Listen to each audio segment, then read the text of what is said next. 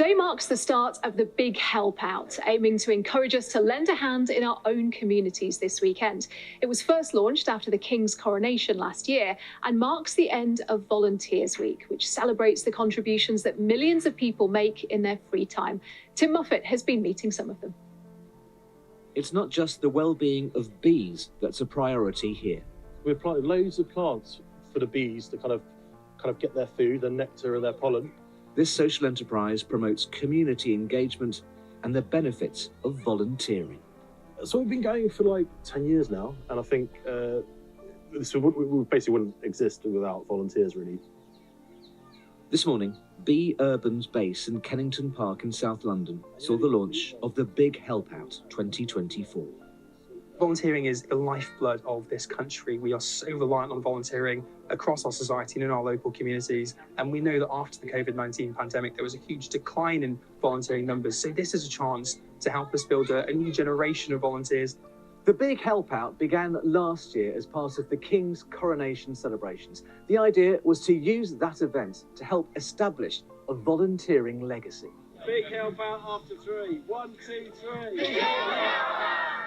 The royal family helped kick things off last year. The Prince and Princess of Wales and their children lent a hand to scouts in Slough, carrying out some building work. The Duke and Duchess of Edinburgh met volunteers working with guide dogs in Reading. This year, the Big Help Out coincides with Volunteers Week.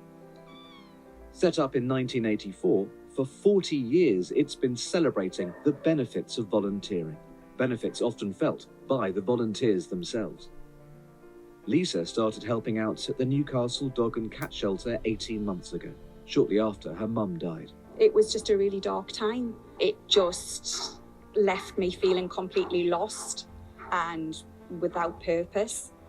So coming in here and getting to spend time with the animals, they give me so much more than I could give them. There'll be volunteer events across the UK this weekend: gardening, litter picking, family fun days and a lot more.